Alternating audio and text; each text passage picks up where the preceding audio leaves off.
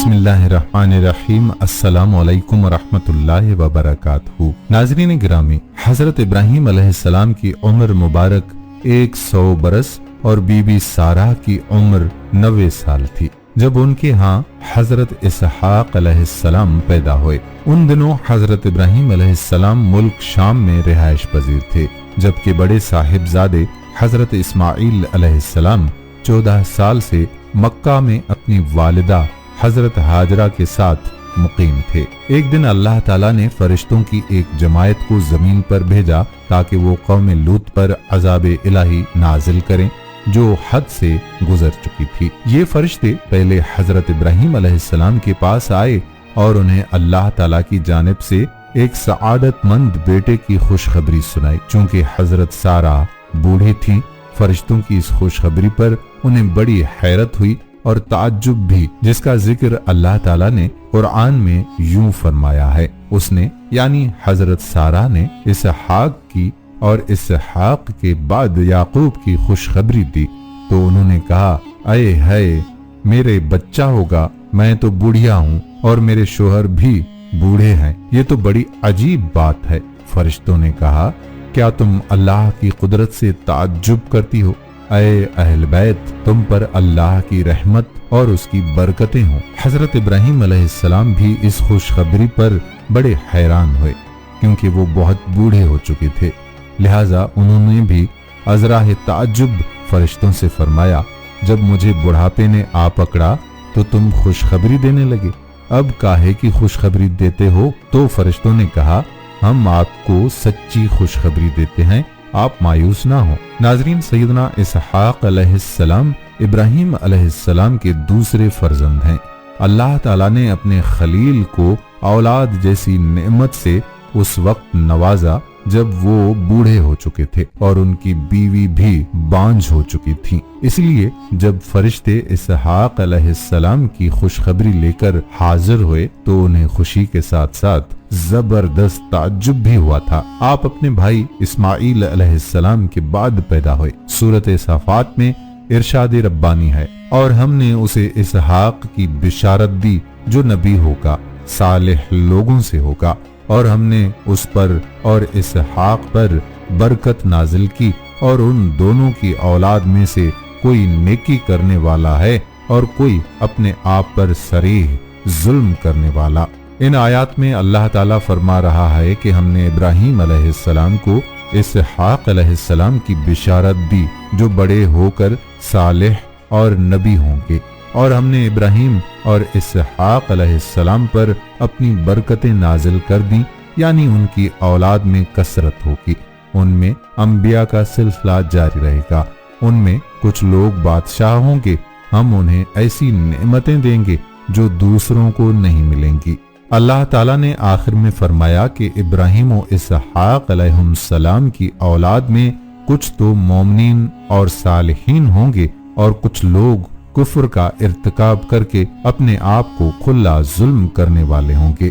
ناظرین، حضرت اسماعیل علیہ السلام کی پیدائش کے 14 سال بعد اللہ تعالیٰ نے حضرت ابراہیم علیہ السلام کو ایک اور سعادت مند فرزند حضرت اسحاق علیہ السلام عطا فرمائے، جس پر حضرت ابراہیم علیہ السلام بار بار اللہ تعالیٰ کا شکر ادا کرتے تھے۔ قرآن پاک میں ارشاد ہے، ابراہیم علیہ السلام نے کہا، اللہ کا شکر ہے جس نے مجھے اس بڑھاپے میں اسماعیل اور اسحاق بخشے، بے شک میرا پروردگار دعاؤں کو سننے والا ہے۔ حضرت اسحاق علیہ السلام کی پیدائش اسی سال ہوئی جس سال حضرت ابراہیم علیہ السلام اور حضرت اسماعیل علیہ السلام نے اللہ کا گھر خانہ کعبہ تعمیر کیا۔ حضرت اسحاق علیہ السلام کو اللہ تعالیٰ نے نبوت عطا فرمائی اور آپ کی اولاد بنی اسحاق کہلائی۔ بعد ازاں بنی اسرائیل میں جتنے بھی نبی پیدا ہوئے سب کے سب آپ ہی کی نسل سے تھے۔ چنانچہ قرآن کریم کی سورۃ عنکبوت میں اللہ تعالیٰ فرماتا ہے، اور ہم نے انہیں اسحاق اور یعقوب بخشے اور ان کی اولاد میں پیغمبری اور کتاب مقرر کر دی، اور ان کو دنیا میں بھی ان کا صلہ عنایت کیا، اور وہ آخرت میں بھی نیک لوگوں میں ہوں گے۔ नाजरीन, हजरत इसहाक अलैहिस्सलाम की शादी हजरत इब्राहीम अलैहिस्सलाम के भाई नाहोर की पोती रुफ़का से हुई। शादी के वक्त हजरत इसहाक अलैहिस्सलाम की उम्र 40 साल थी। उन्हें औलाद की बड़ी ख्वाहिश और तमन्ना थी, जिसके लिए वो बारगाहे इलाही में दुआएं किया करते थे। आपकी दुआएं कबूल हुईं और शादी के 20 बरस के बाद अल्लाह ताला ने आपको 2 जुड़वां बेटे अता फरमाए। पहले का नाम महीसूर रखा, जिसे अहले अरब महीस के नाम से पुकारते हैं। उनकी औलाद रूमी कहलाई, जबकि दूसरे बेटे का नाम याकूब रखा गया, जिनका लक़ब इसराइल था और उनकी नस्ल बनी इसराइल कहलाई। नाजरीन, बनी इसराइल ने अल्लाह की किताब तौरेत में तहरीफ करते हुए हजरत इसहाक अलैहिस्सलाम को ज़बीहुल्लाह करार दिया। तौरेत में यूं था, अल्लाह ने अपने इकलौते बेटे को ज़िबाह करने का हुक्म दिया।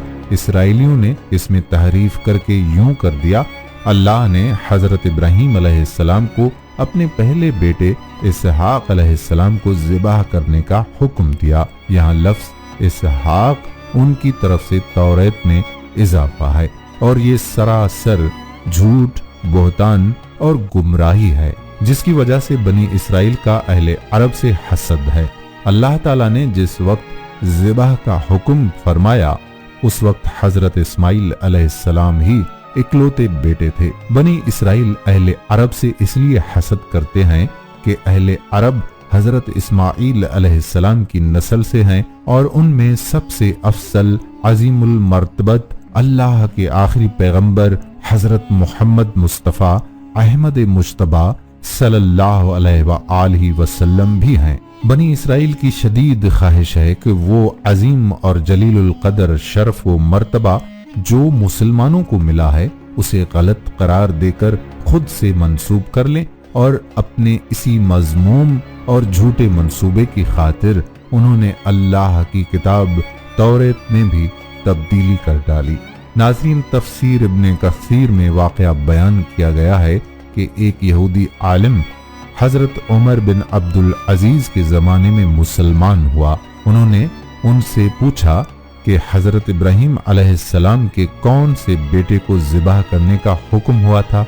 उसने जवाब दिया, अय अमीरुल मोमिनीन, अल्लाह की कसम, वो इस्माइल अलैहिस्सलाम ही थे और यहूदी भी इस बात को खूब जानते हैं, लेकिन अरबों से हसद की वजह से वो कहते हैं कि ज़िबाह करने का हुक्म इसहाक अलैहिस्सलाम के बारे में था, ना कि हजरत इस्माइल अलैहिस्सलाम के बारे में। यहूद व नसारा के बारे में अल्लाह ताला ने कुरान पाक की सूरत माइदा में फरमा दिया है कि वो कभी मुसलमानों के दोस्त नहीं हो सकते, जैसा कि सूरत माइदा में इरशाद बारी ताला है, अय ईमान वालो, तुम यहूद व नसारा को दोस्त ना बनाओ, ये तो आपस में ही एक दूसरे के दोस्त हैं। तुम में से जो भी इनमें से किसी से दोस्ती करे, वो बेशक उन्हीं में से है।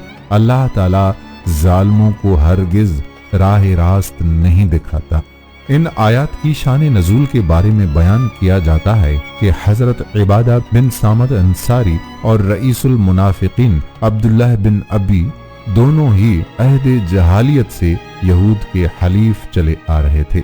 जब बदर में मुसलमानों को फतेह हासिल हुई तो अब्दुल्लाह बिन अबी ने भी इस्लाम का इजहार किया।